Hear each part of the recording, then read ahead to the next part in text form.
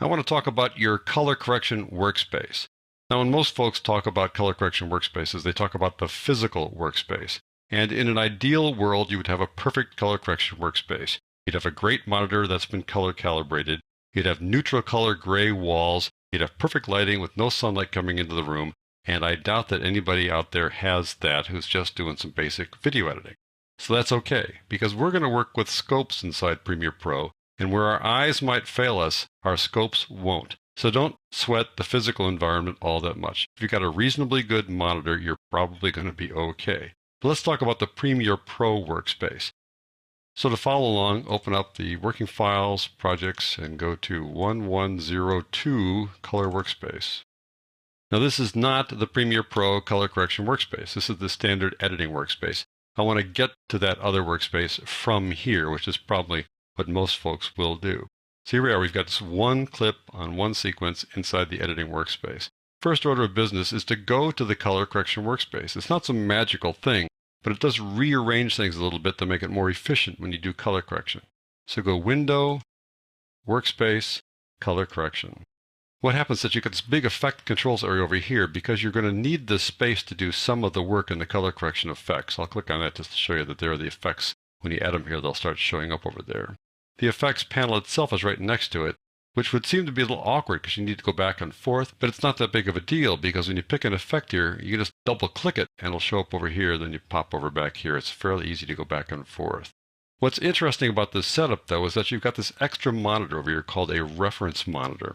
It's loaded up automatically, and if you would prefer not necessarily switching to the color correction workspace, you really will need to have the reference monitor open. So if you want to do that, you can always go Window, Reference Monitor, and click on that, and that will open it up here inside whatever space you're at. And it typically comes out as a floating panel, which you can then put inside a frame or let it still float around.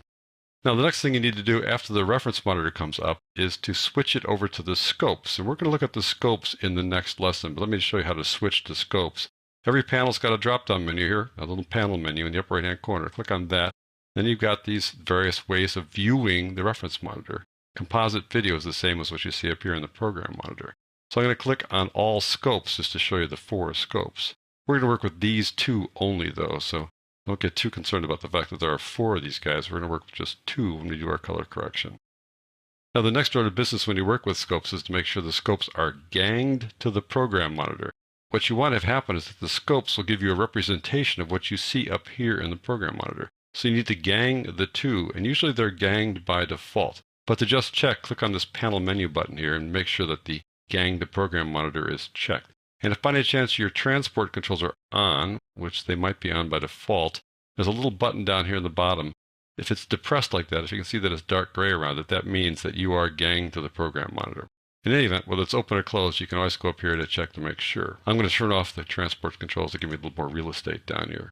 Now we're almost done here with the setup, and you could just stop doing things at this point. But I think it would be a good idea for you to create a custom bin to hold all the color correction effects we're going to work on in the next few lessons. You can create a new bin down here by clicking this button here, or just going to the panel menu out there and saying New Custom Bin. So if you make one of these guys, call it Color Correction or something like that. And what I want you to do is start putting some color correction effects in there. They're kind of scattered around inside the video effects categories, and so that's why I think it's a good idea to put them all in one place. And there are also way more color correction effects in Premiere Pro than you're going to need to work with. Let me just kind of give you an overview of those color correction effects and show you which ones I recommend you work with. Just open up the video effects here. Let's look at Adjust. These are all kind of automated effects. Color, contrast, levels, another levels effect here. ProcAmp has a lot of the stuff these guys have, but lets you adjust saturation, shadow highlight, similar. All the color correction oriented effects here I think are just not necessary. You don't need to work with them. I'd much rather have you work with effects that give you more control. So we're going to skip all those guys.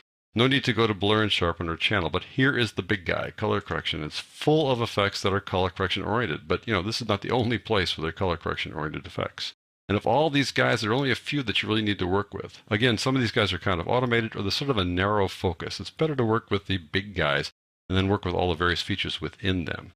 The number 1 effect to work with here is the Fast Color Corrector.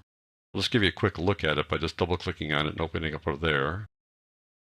Here's the Fast Color Corrector. It has this color wheel and lets you control tonality right down here and a few other things as well. So your fast color corrector is kind of the go-to color correction effect. So I'm going to drag that to my new bin.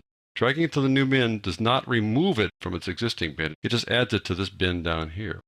That's one main effect we're going to work with. The other main effect is Luma Curve. I'll double click that to show you what it looks like. Scroll on down here a bit so you can see Luma Curve. Luma Curve has this graph here, and this is where you're going to adjust tonality to fix things like contrast and brightness. So I'll close that up a little bit there. Go back to Effects and drag Luma Curve down to your color correction. Now, we could call it quits right now. Those are the two main guys. The rest of the guys we don't really need to work with. But there are a couple of real big effects here that you might want to work with down the road. And they're three-way color corrector, which is kind of the bigger effect than the fast color corrector, and RGB curves, which is a step up from the Luma Curve. Let me just show you the three-way color corrector. I'll double click on that, open it up so you can see it. It has 3 color wheels that allow you to control color within the shadows, midtones, and highlights. It's much more precise. It gives you much more control. But it is kind of a big leap up from the fast color corrector. But if you want to try it out, definitely put it down in that group and occasionally open it up and see how it works. We're not going to work with this to any great detail in this chapter. Let's go back over to Effects and add that one to our group. So now we've got 3 down there. The other big guy is RGB curves. RGB curves looks a whole lot like Luma Curve, but it has more things in it. Here's the Luma Curve part of RGB curves. This is the exact same thing that's inside Luma Curve without the rest of the stuff. But here you can control individual color channels in terms of their contrast and brightness. So this gives you some pretty precise control, and I will show you how to use this briefly when I also show you the 3-way color corrector. So back over here, I'll add RGB curves down to our color correction group. So now we have 4 color correction effects inside this color correction group. The fast color corrector and Luma Curve, those are the guys we're going to work with a lot. And the RGB curves, the 3-way color corrector, these are the guys who sort of step up from both of these two guys. Again, we could kind of call it quits here, but I want to put a couple more in there that is kind of fun that can be used to do your secondary color correction where you're working on individual parts of a clip. One's change to color. That's where you take a color and turn it into some other color. So just drag that down to your color correction group like that. There you go. Another one is leave color. This is where you want to have a color stay in a clip and turn all the rest of the colors into grayscale. Drag that one down the color correction. Tint lets you put an overall color over a clip like sepia tone. So I'll drag that one down there too. And now we're going to leave the color correction group to move on down the line. I'm going to go to Generate. There's one cool one in there that I like to work with. I've shown it to you before. It's called Paint Bucket. This is where you select a color inside the clip. Try to get the entire color selected and then convert that to another color or some other kind of hue. It can be a lot of fun to do secondary color correction with that. We'll close Generate now and move on farther down the list. You'd think image control would be helpful, but we don't need these guys. Again, there's some more color correction things here, but we don't work with any of these folks here. I'll show you keying. Keying lets you key out a color, making it transparent. But the thing that we want to work with is something called the track matte key, because this is the thing that's really useful when you do secondary color correction and you're just selecting some area inside the clip to fix. So I'm going to add that to our group. And finally, I'm going to go to Transform. Crop is something that I use a lot when I do color correction. I crop an area and then let that area be the area that I want to check the color on to see if there's kind of a color cast. So I'm going to add crop down to color correction. So let's see what we've got inside there. 3, 6, 10 effects, all of which can be very helpful when you do color correction. But the main 2 guys that you're going to work with in the upcoming lessons are Luma Curve, Fast Color Corrector. So that's how I recommend you set up Premiere Pro when you do color correction. In the next lesson, we're going to take a closer look at these 2 scopes right here.